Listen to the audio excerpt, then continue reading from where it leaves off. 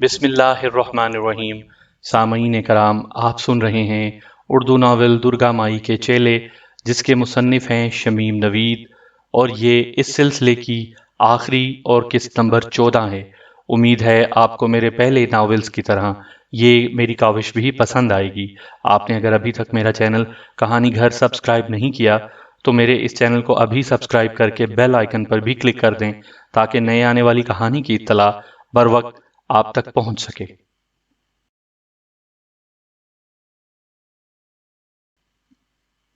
عدالت نے اجازت دے دی، اور یہ کتنی عجیب بات تھی کہ میرے خلاف گواہی دینے والوں میں سب سے پہلا نام آئی جی رحمان کا تھا، لیکن میرے گواہ میرے خلاف کب تھے؟ یہ سب کچھ تو میری مرضی کے عین مطابق ہو رہا تھا۔ آئی جی رحمان نے حلف اٹھایا، اس کے بعد اس سے متعدد سوالات کیے گئے جن کا مقصد صرف یہ ثابت کرنا تھا کہ میں نے متعدد قتل کیے ہیں، ڈاکے ڈالے ہیں، اور امیروں کے لیے عذاب الہی بنا رہا ہوں۔ رحمان کے بعد ڈسوزا اور دوسرے گواہوں کو پیش کیا گیا۔ میں نہایت بے دلی کے ساتھ یہ سب کچھ دیکھتا رہا۔ سب سے آخر میں وکیل سرکار نے عدالت کو وہ خط پڑھ کر سنایا جو میں نے گورنر کے نام تحریر کیا تھا، اور جس میں نے اپیل کی تھی کہ ان گناہوں کی پاداش کے طور پر مجھے پھانسی دے دی جائے۔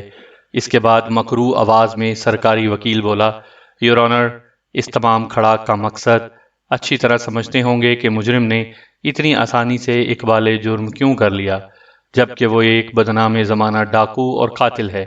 اس نے گورنر صاحب کو ایسا خط کیوں لکھا؟ یقیناً ان تمام باتوں سے یہ چالاک مجرم حکومت اور انصاف کی ہمدردیاں حاصل کرنا چاہتا ہے۔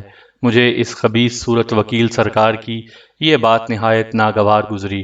اس سے پہلے کہ میں کچھ کہتا، میرا وکیل جو خاموشی سے بیٹھ گیا تھا اٹھ کھڑا ہوا اور تیز آواز میں بولا، point of order your owner, وکیل سرکار کو یہ حق نہیں کہ وہ میرے موکل کی دیانت اور سچائی پر حملہ کریں۔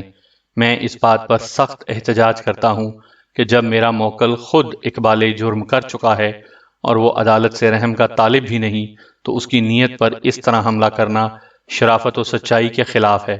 میں معزز عدالت کی وساطت سے وکیل سرکار سے کہوں گا، اور پرزور الفاظ میں کہوں گا کہ وہ اپنے الفاظ واپس لیں، اور اس سے پہلے کہ ججوں میں سے کوئی کچھ کہتا، وکیل سرکار نے اٹھ کر اپنے الفاظ واپس لے لیے۔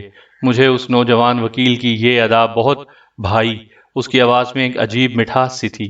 میں اس سے اور اس کی شخصیت سے بہت متاثر ہوا۔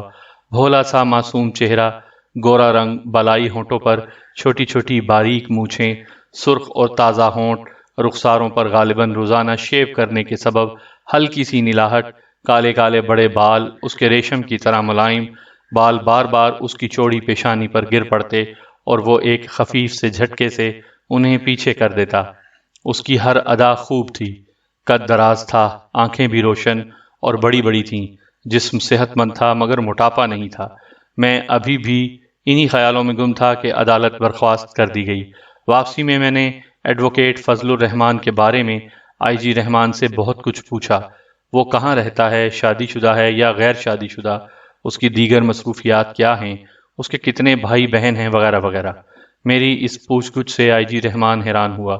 میں نے کہا، کوئی خاص بات نہیں، وہ مجھے اچھا لگا اس لیے پوچھا تھا۔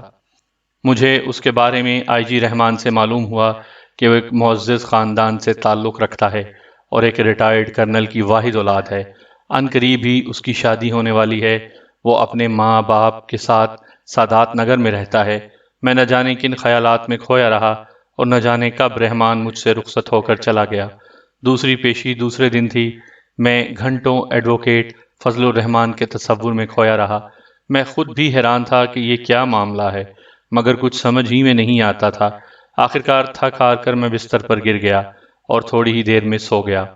دوسری صبح جیلر ولیم برٹ نے مجھے مطلع کیا کہ مجھ سے کچھ لوگ ملنے کے خواہش مند ہیں۔ میں نے ملاقاتیوں کے کمرے میں آ کر دیکھا، یہ بڑے ٹھاکر، ٹھکرائن، گرنام سنگھ، رام سروپ اور چرنجی تھے۔ مجھے گرنام، چرنجی اور رام سروپ بہت اچھے لگے، اس لیے کہ وہ تینوں اس وقت پولیس کی وردیوں میں ملبوس تھے۔ ان سے معلوم ہوا کہ بقیہ لوگ بھی مجھ سے ملاقات کے خواہش مند ہیں۔ اجازت ملنے کے بعد وہ مجھ سے ملیں گے۔ بڑے ٹھاکر اور ٹھکرائن کے علاوہ سبھی میرے لیے فکر مند تھے۔ میں نے گرنام سنگھ سے پوچھا، کہو شہر کیسا لگا؟ تم خوش تو ہو؟ وہ ٹھنڈی سانس لے کر بولا، ہماری خوشی آپ کے بغیر ادھوری ہے، لیکن بہرحال ہم یہاں آ کر بہت مطمئن ہیں، اور بھگوان نے کیا تو آپ کے نام کو داغ نہ لگنے دیں گے۔ میری ڈیوٹی کسٹم پر ہے، کل ہی میں نے ایک رشوت خور افسر کو پکڑوایا ہے۔ میں نے یہ سن کر اس کی پیٹھ تھپ تھپائی اور کہا، مجھے تم لوگوں پر فخر ہے، اسی طرح ملک و قوم کی خدمت کرتے رہو، اسی میں تمہاری اور سب کی بھلائی ہے۔ اس کے بعد میں کچھ دیر تک بڑے ٹھاکر اور دوسرے لوگوں سے باتیں کرتا رہا اور انہیں تسلیاں دیتا رہا کہ مجھے ہر طرح آرام ہے، تم لوگ قطعی میری فکر نہ کرو۔ وہ سب تھوڑی دیر اور میرے پاس بیٹھ کر چلے گئے۔ آج عدالت میں میرے موکل کے بولنے کی باری تھی۔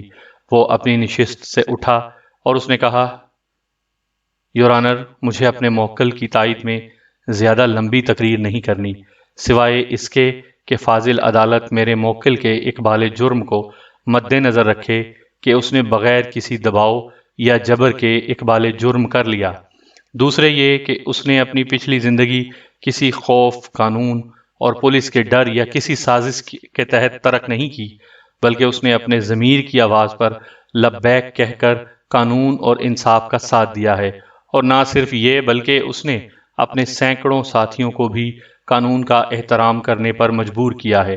اس شخص نے جو بہت قاتل اور ڈاکو مشہور ہے، ہماری پولیس اور اس کے اعلیٰ حکام کے ساتھ کیا، بے مثال رویہ رکھا۔ اس کا زندہ ثبوت خود آئی جی رحمان اور ڈی آئی جی ڈسوزا اور سینکڑوں پولیس کے جوان ہیں۔ وہ قانون اور انصاف کے ساتھی ہوتے ہوئے بھی اس شخص کی دیانت، اخلاق اور صداقت کی قسم کھا سکتے ہیں۔ میں اپنا کوئی گواہ نہیں پیش کروں گا، اس لیے کہ میرے وکیل سرکار نے جو گواہ پیش کیے وہی گواہ میرے بھی تھے، جنہوں نے اپنے بیانات میں صاف صاف رنجیت سنگھ کی سچائی اور بڑائی کا اعتراف کیا ہے۔ آخر میں معزز عدالت سے اپنے موکل رنجیت سنگھ کے لیے رحم کی اپیل کرتا ہوں اور درخواست کرتا ہوں کہ معزز عدالت اسے باعزت بری قرار دے، تاکہ دوسرے قانون شکن ڈاکوؤں اور جرائم پیشہ لوگوں کی ہمت بھی بڑھے اور وہ بھی اپنے آپ کو قانون و انصاف کے حوالے کرتے ہوئے نہ ڈریں۔ اس سے ملک میں ایک اچھی مثال قائم ہوگی۔ مجھے اس نوجوان کی جرح سن کر ایک عجیب زندگی کا سا احساس ہوا، پھر یہ کہ اتنے دن گزر جانے کے بعد مجھے زندگی سے کچھ لگاؤ محسوس ہونے لگا تھا، اور میں تنہائی میں سوچتا تھا کہ ابھی میرے مرنے کے دن نہیں ہیں، اور آج تو اس نوجوان کی پرزور باتیں سن کر جیسے زندگی مجھ میں لوٹ آئی۔ عدالت پھر کل تک کے لیے برخاست کر دی گئی۔ کل فیصلے کا دن تھا۔ کل بھی آ گئی، مجھے رات نیند نہ آئی اور اٹھ اٹھ کر ٹہلتا رہا۔ ولیم برٹ کئی دفعہ اس عرصے میں میرے پاس آیا۔ وہ اپنی ٹوٹی پھوٹی زبان میں لطیفے سنا سنا کر میرا جی بہلا رہا تھا۔ میں رات بھر جاگا اور صبح اس وقت میری آنکھ ذرا سی لگی جب جیل کا گھنٹا 5 بجا رہا تھا۔ میری آنکھ اس وقت کھلی جب آئی جی رحمان نے مجھے جھنجھوڑ کر جگایا اور کہا، میں تو سمجھا کہ آپ تیار ملیں گے، مگر ولیم سے مجھے معلوم ہوا کہ آپ رات بھر سو نہیں سکے۔ آپ آخر اتنے فکر مند کیوں ہیں؟ خدا نے چاہا تو آپ صاف بری ہو جائیں گے۔ میں عدالت پہنچا۔ سامنے بیٹھے ہوئے بڑے ٹھاکر اور گرنام سنگھ وغیرہ ملول نظر آ رہے تھے۔ آخر میں نے ان کے ساتھ اتنے دن گزارے تھے۔ ایڈوکیٹ فضل الرحمان آج بھی تر و تازہ تھا۔ وکیل سرکار حسب معمول اپنی اینک بار بار اپنی ناک پر جما رہا تھا۔ آخرکار فیصلہ سنانے کا وقت آ گیا۔ بڑے جج نے ایک مرتبہ اپنی چکنی کھوپڑی پر ہاتھ پھیرا اور ذرا کھکھار کر گلا صاف کیا، پھر اس کی باریک سی آواز نکلی، مجرم رنجیت سنگھ نے جس ہمت و جرت اور قربانی کا ثبوت دیا ہے، عدالت اسے قدر کی نگاہ سے دیکھتی ہے۔ اس نے پولیس اور پولیس کے اعلیٰ حکام کے ساتھ جو سلوک اور رویہ اپنی پناہ گاہ میں رکھا، عدالت اس کے لیے مجرم کی شکر گزار ہے۔ مجرم نے حکومت کی نظر میں پولیس کی پوزیشن جس طرح واضح اور صاف کر دی، وہ بھی مجرم کا قابل داد عمل ہے۔ مجرم نے جس طرح اپنے ساتھیوں کی ذہنیت بدل کر انہیں ایک ذمہ دار اور پرامن شہری میں تبدیل کیا، یہ بھی اس کا ایک قابل فخر کارنامہ ہے۔ مجرم نے سرکاری خزانے میں جو اضافہ کیا اور جس دیانت کا ثبوت دیا، حکومت اس کے لیے مجرم کو عزت اور احترام کی نگاہ سے دیکھتی ہے۔ مجرم نے بغیر کسی دباؤ کے اپنے آپ کو جس طرح قانون کے سپرد کر کے اقبال جرم کیا، وہ ایک مثال اور یادگار کارنامہ ہے۔ عدالت اس باب میں بھی مجرم کو قابل تقلید اور مثالی سمجھتی ہے، لیکن قانون ہر حال میں قانون ہے۔ اس لیے یہ عدالت کا فی خور و خوص کے بعد اور مجرم کے ساتھ خاص رعایت اور اس کے کارناموں کو مد نظر رکھتے ہوئے مجرم کو بجائے سزائے موت کے عمر قید کی سزا دیتی ہے۔ میں نے دیکھا کہ میرے سامنے بیٹھے بڑے ٹھاکر اور گرنام سنگھ وغیرہ کے چہرے ایک لمحے کے لیے کھل اٹھے، لیکن رات میں ایک فیصلہ کر چکا تھا، ایک عجیب و غریب فیصلہ، اور وہ یہ کہ کسی بھی حالت میں نہ ابھی مجھے مرنا ہے نہ جیل میں عمر گزارنی ہے۔ میں نے ایک لمحے کے لیے کچھ سوچا اور چیخ کر بولا، مگر مجھے عدالت کا یہ فیصلہ منظور نہیں۔ میری آواز سن کر سب لوگ حیرت میں رہ گئے اور جج آرڈر آرڈر کہہ کر بولا، عدالت برخاست کی جاتی ہے۔ اور اس سے پہلے کہ وہ لوگ اٹھتے، کمرہ عدالت جے درگا مائی کے نعرے سے گونج اٹھا۔ سامنے کھڑے ہوئے نوجوان وکیل کے جسم کو اس کے ساتھ ہی ایک جھٹکا سا لگا اور ساتھ ہی مجھے بھی عدالت میں ہلچل مچ گئی، اور اٹھ کر جاتے ہوئے جج ایک لمحے کے لیے ٹھہر گئے۔ ان کے سامنے مشہور ڈاکو رنجیت سنگھ کا مردہ جسم کٹہرے میں پڑا تھا۔ میں یعنی علی حسن اب نوجوان ایڈوکیٹ فضل الرحمان کے جسم میں داخل ہو چکا تھا، اور سامنے ہی کٹہرے میں وہ جسم پڑا تھا جس میں ابھی ایک لمحے پہلے میں تھا۔ مجھے بالکل ایسے لگا جیسے میں نے کپڑے تبدیل کر لیے ہوں اور پرانا جسم اتار پھینکا ہے۔ بڑے ٹھاکر رنجیتے کہہ کر چیخ پڑے، کیا ہوا میرے بیٹے کو؟ وہ اور گرنام سنگھ وغیرہ سبھی ششدر رہ گئے تھے کہ ابھی کچھ دیر پہلے تو رنجیت سنگھ ٹھیک تھا، آخر یہ ایک دم کیا ہوا؟ بڑے ٹھاکر زاروں قطار رو رہے تھے، اور میں جو اس وقت فضل الرحمان بن چکا تھا ان کے پاس کھڑا ہوا انہیں تسلیاں دے رہا تھا۔ آئی جی رحمان اور ڈی آئی جی ڈسوزا ابھی یہ منظر دیکھ کر ضبط نہ کر سکے اور ان کی آنکھیں بھیگ گئیں۔ یہ دیکھ کر میں بھی لاش کے قریب پہنچ گیا۔ آج میں نے پہلی بار پوری طرح اپنے سابق جسم کو اس سے علیحدہ ہو کر دیکھا تھا۔ تقریباً 6 فٹ کا جوان، چوڑا چکلا سینہ، بھرے بھرے بازو، چہرہ روبدار، بڑی بڑی مونچھیں، سانولا رنگ، آنکھیں بند تھیں جیسے ابھی نیند آ گئی ہو۔ جج اٹھ چکے تھے، لاش طبی معائنے کے لیے ہسپتال روانہ کر دی گئی۔ اسی پہر میں ہی اپنے جسم کو کاندھا دے رہا تھا، ہر چند کہ میں بہت مصروف وکیل تھا مگر اس جنازے میں ضرور شریک ہوا اور اپنے تمام موکلوں کو واپس کر دیا۔ یہ دیکھ کر آئی جی رحمان اور ڈسوزا نے میرا بہت شکریہ ادا کیا، اور میں نے اخلاق برتتے ہوئے کہا، نہیں یہ تو میرا فرض تھا۔ مجھے رحمان ہی سے یہ بھی معلوم ہوا کہ ڈاکٹری رپورٹ یہ ہے کہ سردار رنجیت سنگھ کی موت حرکت قلب بند ہو جانے سے ہوئی ہے۔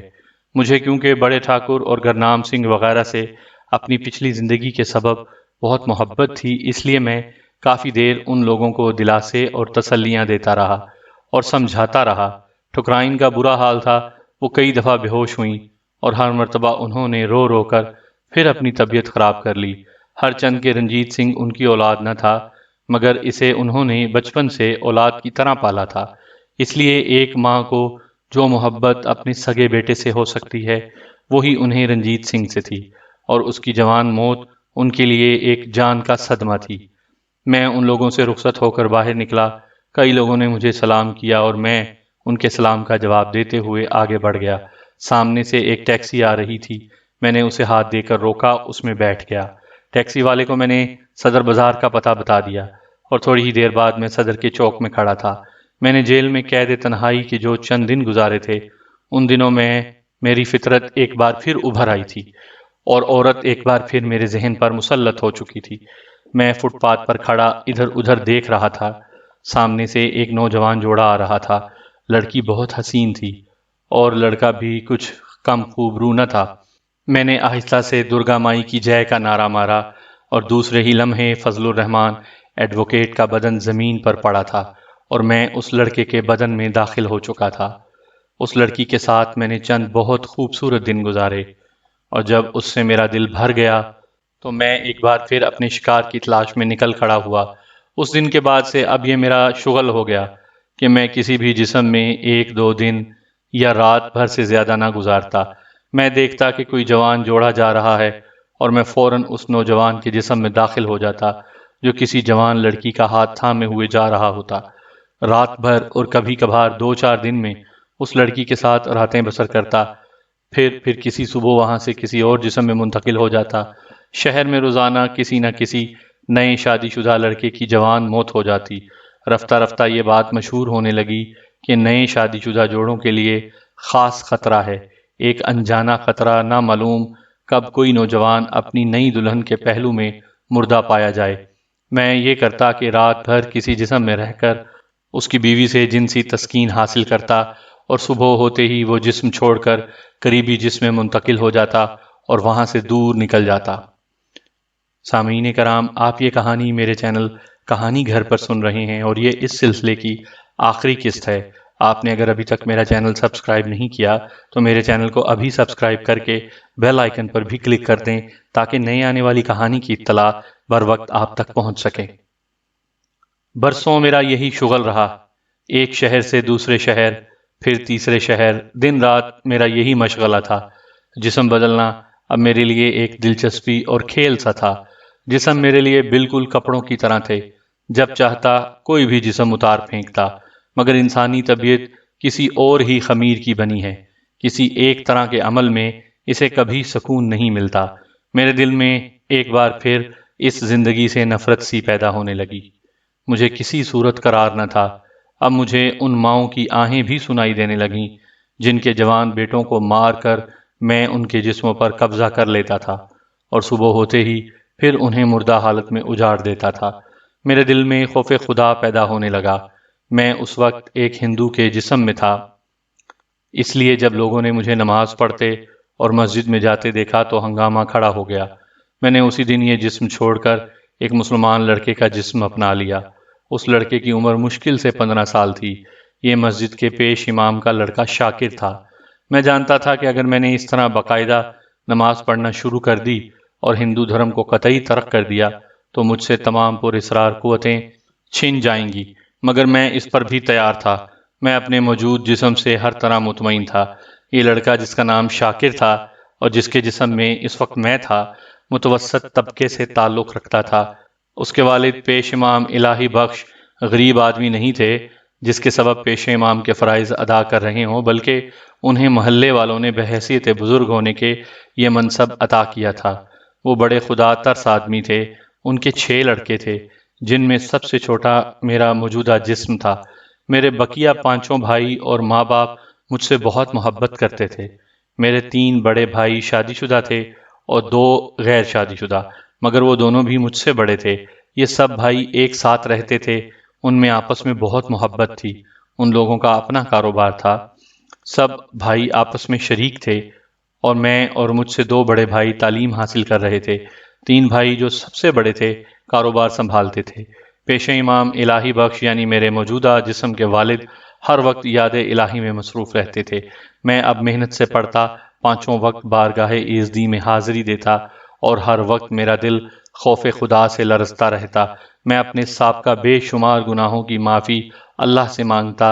ایک صبح فجر کی نماز ادا کر کے جب میں گھر کی طرف لوٹ رہا تھا کہ راستے میں مجھے ایک کوڑی ملا، اور یہ کوڑی میرا یہی موجودہ جسم تھا، مرلی دھر۔ میں نے دیکھا کہ اس کے گوشت جگہ جگہ سے گل رہا ہے، وہ نزا کے عالم میں ہے۔ مجھے اسے دیکھ کر بے حد ترس آیا۔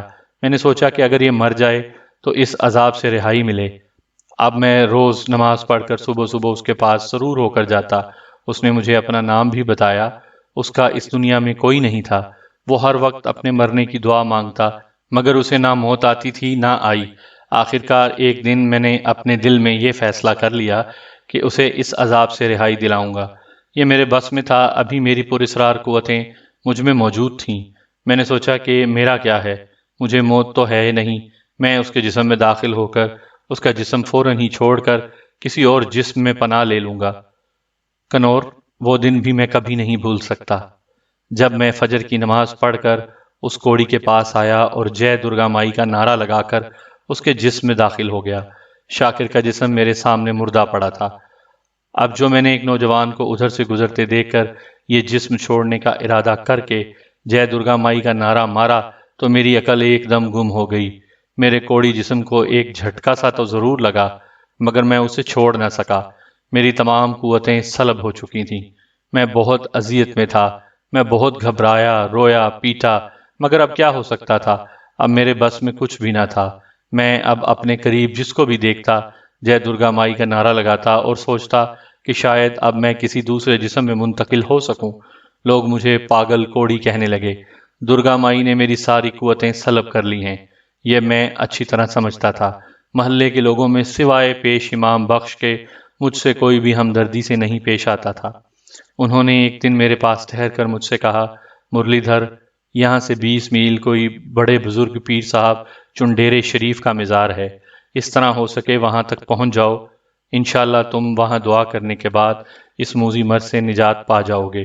میں نے جو پیر صاحب چنڈیرے شریف کا نام سنا تو مجھے ایک دم اپنے دادا پنڈت گنگا پرشاد اور پیر صاحب کے مار کے یاد آ گئے۔ میں نے دل میں سوچا کہ یقیناً پیش امام صاحب سچ کہہ رہے ہیں۔ میں وہاں سے چل دیا، مگر کنور تمہارے قصبے کے قریب پہنچتے پہنچتے میری طاقت جواب دے گئی۔ میں یہاں گھسٹ گھسٹ کر جس تکلیف اور مصیبت سے پہنچ پایا ہوں وہ میں ہی جانتا ہوں، مگر اب اس سے آگے میں نے اور مزار شریف تک پہنچنے کی طاقت خود میں نہیں پاتا۔ ہر چند کے میں نے آدھی سے زیادہ فاصلہ طے کر چکا ہوں۔ اگر تم یہاں مجھ سے نہ ملتے، روز میری دل جوئی نہ کرتے، میرے کھانے پینے کا انتظام نہ کرتے، تو اب تک میں ان گدھوں کی خوراک بن چکا ہوتا جو اپنی چمکیلی آنکھوں سے کئی دن سے میرے مرنے کے منتظر ہیں۔ بھائی شمیم، مرلی دھر کی پوری کہانی سننے کے بعد میں نے ایک ترکیب اسے اس مصیبت سے نکالنے کے لیے سوچ ہی لی۔ تم یہ نہ سمجھنا کہ میں اپنی بڑائی ہانک رہا ہوں۔ میں نے فیصلہ کیا ہے کہ میں اسے مزار شریف تک پہنچاؤں گا۔ اس غرض سے میں نے اس کے لیے ایک لکڑی کی گاڑی بنوائی جس میں نے اسے بمشکل ڈالا، اور ایک صبح خود اس کی گاڑی دھکیلتا ہوا اللہ کا نام لے کر چل دیا۔ شام سے پہلے ہی میں مزار شریف تک پہنچ گیا۔ اب جو اس کوڑی نے گڑ گڑا کر اور رو رو کر دعا مانگی تو شاید تم یقین نہ کرو کہ میرے دیکھتے ہی دیکھتے وہ ایک خوبصورت جسم میں تبدیل ہو گیا۔ اس وقت مزار شریف کے گرد دوسرے لوگ بھی دعا مانگنے میں مصروف تھے۔ اس کوڑی کے ذرا قریب ہی ایک برقع پوش خاتون اور ایک سفید ریش شخص بھی دعا مانگنے میں مصروف تھے۔ وہ سفید ریش شخص بھی دعا مانگتے مانگتے رونے لگا تھا، آنسوؤں سے اس کی داڑھی تر ہو رہی تھی۔ اس سفید ریش شخص نے جیسے ہی دعا مانگ کر اپنے بائیں طرف دیکھا، وہ بے ساختہ اس برقع پوش خاتون کا کاندھا پکڑ کر چیخ پڑا، زرینہ، خدا نے ہماری دعا سن لی، یہ دیکھو ہمارا بیٹا علی حسن یہاں دعا مانگ رہا ہے۔ اب جو میں نے دیکھا تو وہ شخص اس نوجوان لڑکے کی طرف اشارہ کر رہا تھا جو ابھی کچھ لمحے پہلے ایک کوڑی تھا۔ یہ دبلا پتلا سا کھڑے ناک نقشے والا لڑکا علی حسن تھا۔ زرینہ کا نام سن کر میں چونک پڑا۔ پھر اس شخص نے اسے اپنا بیٹا کہا تھا تو یہ تو علی حسن کے والد شتاب علی تھے، اور یہ عورت اس کی والدہ زرینہ، جس کے متعلق میں خود علی حسن کی زبانی سب کچھ سن چکا تھا۔ علی حسن یعنی سابقہ مرلی دھر کی آنکھیں اس وقت دعا مانگتے ہوئے بند تھیں۔ اب جو اس نے آنکھیں کھول کر اپنے برابر ہی اپنی والدہ زرینہ اور اپنے والد شتاب علی کو دیکھا اور پھر ایک نظر اپنی صحت مند جسم پر ڈالی تو وہ سجدے میں گر گیا۔ بارگاہ ایزدی میں یہ اس کا آخری سجدہ تھا، سجدہ شکر، جس سے اس کا سر پھر نہ اٹھ سکا۔ شتاب علی نے کافی دیر انتظار کرنے کے بعد اسے اٹھانا چاہا، اور جب ان کے ہلانے پر اس کا جسم ایک طرف لڑک گیا تو ان کے منہ سے چیخ نکل گئی۔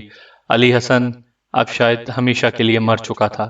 یہ دیکھ کر اس کی ماں بھی اس سے لپٹ کر رونے لگی، اور وہ دونوں بمشکل اس کی لاش سے علیحدہ کیے جا سکے۔ علی حسن کو پیر صاحب چنڈیرے شریف ہی کے مزار کے برابر دفن کر دیا گیا۔ میں نے یہ مناسب نہیں سمجھا کہ اس کے حالات اس کے ماں باپ کو بتاؤں، انہیں دکھ پہنچاؤں۔ شمیم نوید، تم اگر آج بھی چنڈیرے چاہو تو مزار شریف کی وہی کا جو قبر بنی ہوئی ہے اس کے کتبے پر علی حسن کا نام پڑھ سکتے ہو۔ علی حسن جس نے سینکڑوں جسم تبدیل کیے، علی حسن جسے موت نہیں تھی، علی حسن جو پراسرار قوتوں کا مالک تھا، علی حسن جو اب ہمیشہ کے لیے مر چکا ہے۔ سامعین کرام، آپ سن رہے تھے اردو ناول درگا مائی کے چیلے کی آخری قسط، جس کے مصنف تھے شمیم نوید۔ امید ہے آپ کو میری یہ کاوش پسند آئی ہوگی۔ آپ نے اگر ابھی تک میرا چینل سبسکرائب نہیں کیا تو ابھی میرے چینل کو سبسکرائب کر کے بیل آئیکن پر بھی کلک کر دیں تاکہ نئے آنے والی کہانی کی اطلاع بر وقت آپ تک پہنچ سکے۔